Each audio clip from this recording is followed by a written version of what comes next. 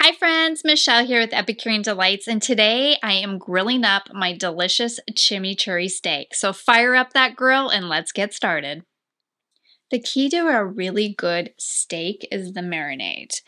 And I've got some fresh parsley and some fresh cilantro that I picked from the garden. I'm going to rough chop both. So first I'm going to rough chop my cilantro, and then I will rough chop my parsley. And I'm going to stick this right onto my meat, and it will be part of my marinating process. Once I get all of my herbs chopped up, then the next thing I want to do is pay special attention to the meat, and I want to use a paper towel and just really pat that dry. I'm using a London broil that I got at Costco. It's another form of flank steak, and they have really good cuts of meat there. And you just want to pat it dry. You want it to be nice and dry so that your little herbies and your spices and all that goodness is going to stick right to it. So once you've got it patted dry, we're going to go ahead and start adding our dry ingredients. So I'm using some pepper, and you want to give it some good seasoning, because if you think about it, when it grills, a lot of the stuff is going to bake off. So you can be generous with that. I'm also using some pink Himalayan sea salt. I really like to use this Himalayan sea salt. I get really bad headaches, and I found that switching to the Himalayan sea salt has helped with those headaches. I'm also using some garlic powder and some onion powder. It's super important to remember to flip your meat over and season both sides, because we're going to grill both sides and we're going to eat both sides. Therefore, we want both sides seasoned. So just give it a good flip. Repeat the process. We're going to use the ground pepper, our pink Himalayan sea salt, onion powder, garlic powder. The full recipe is available on the project page.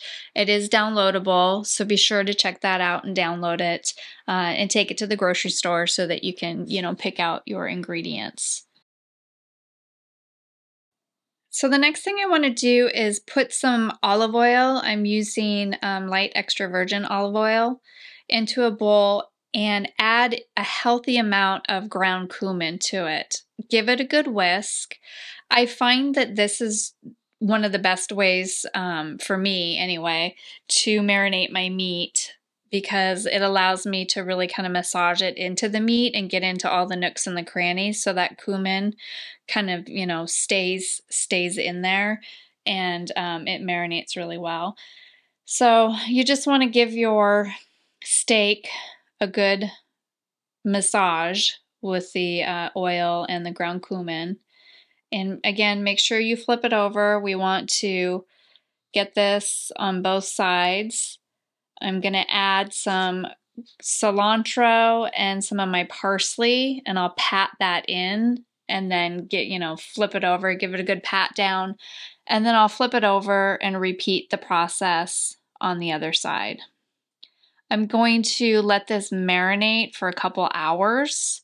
Generally, I try to do this in the morning of when I'm going to grill, so that it has enough time. Even better if you can do it the night before and just let it sit in the refrigerator.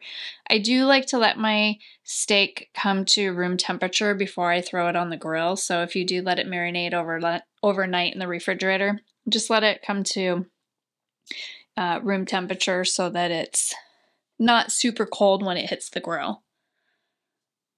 I'll add some press and seal. Let this marinate, and then once I feel like it's marinated long enough, we'll go ahead and get our grill ready to go and start grilling up our deliciousness. The first thing I like to do is prep my grill, and I'll spray it with a nonstick spray before I even start it up. If you spray it once it's been lit, it will flare up. The next thing I'm going to do is add my meat. I'm going to go ahead and let this cook on one side for a while. I will flip it when it releases easy from the rack. You don't want to force it. So I'll give it a flip over, then I'll insert my meat thermometer and I'm gonna monitor the temperature until I hit 160 degrees. And look at, there we go, we're at 158, so we're good to go. I've let my meat rest for 15 minutes and I'm gonna go ahead and cut it on the bias, so you wanna go against the grain, not with the grain of the meat. And you can see it is just perfectly done. If you like your meat a little bit more rare, you can pull it off the grill at about 150 degrees. Just keep in mind that as it sits, it will continue to cook. So I'm just going to get this all cut up. And then I'm going to go ahead, after I get it all the way cut through, I'm going to transfer it to my serving platter. And you can see it is a juicy steak. It is going to be so good. I can't wait to eat it. So just carefully transfer it to your serving platter. And now I'm going to top it off with my delicious chimichurri sauce. Be sure to check out that recipe.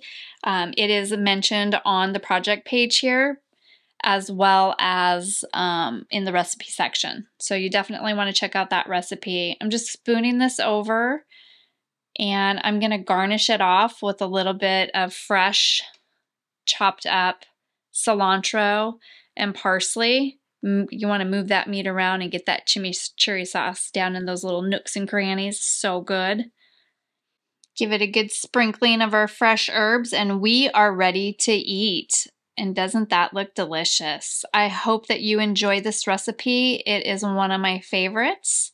And until next time, make it sweet or savory, but always delicious.